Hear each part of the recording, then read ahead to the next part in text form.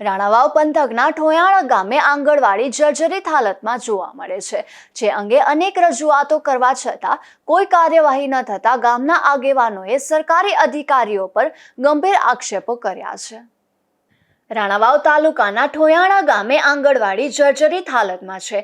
2007માં બનેલી આંગણવાડી અતિશય જર્જરિત હાલતમાં જોવા મળી રહી છે। આ આંગણવાડી જર્જરિત હોવાથી પોરબંદરના તંત્ર દ્વારા રૂબરૂ મુલાકાત લઈ તાત્કાલિક ધોરણે આ આંગણવાડીના બાળકોને અન્ય જગ્યા રાખવા રિપોર્ટ મોકલી આપ્યો છે, પરંતુ તેમ છતાં કોઈ કાર્યવાહી થઈ નથી। ત્યારે ગામના આગેવાનો દ્વારા ગંભીર આક્ષેપો કરવામાં આવ્યા છે।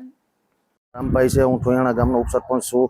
મારા ગામમાં સમાજમાં જે જર્જરિત હાલતમાં આંગણવાડી આવેલી છે એના માટે મારા પાસે જે નાકાઈ કે જિલ્લામાં જે મોટા મેન અધિકારી કહેવાય એના તરફથી મને ચોથા મહિનામાં એનો રિપોર્ટ પર જર્જરિત હાલતમાં આપેલો છે, છતાં પણ આ લોકોના પાપના કારણે કોઈ બધા જે અધિકારીઓ છે એકાબીજાને ખો દેતા જાય છે।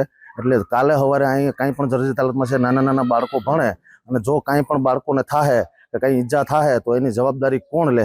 અમે ઘણા આખા ગામના જો ઉપસરપંચ તરીકે મારું એ લોકો મેં ફોન કરેલા છે, મારા પાસે રેકોર્ડિંગ સહિતનું ઓલું છે। એ લોકો અમને જો જવાબ નથી દેતા તો નાના નાના માણસોને એ લોકો ક્યાંથી જવાબ દે? અધિકારી એકાબીજા ઉપર ખો આપતા જાય છે। મેં જિલ્લા સુધી વાત કરી લીધી કે મને લેખિતમાં આપો કે જર્જરિત હાલતમાં નાકાઈ તરફથી મને પ્રમાણપત્ર પણ મળેલું છે, છતાં પણ એ લોકો કહે અમે અમારી રીતના કરી લેશું, અમે અમારી રીતના કરી લેશું। કાલે સવારે અહીંયા મારા ગામમાં કાંઈ પણ દુર્ઘટના ઘટી તો એની જવાબદારી કોણ લે? જેથી કરીને સરકારને મારી એક નમ્ર વિનંતી છે કે આ તાત્કાલિક પડવામાં આવે, જેથી કરીને અમારા બાળકોનું ભવિષ્ય જોખમાય નહીં। ક્યાં અધિકારી તમને ખોખો આપ્યા હતા?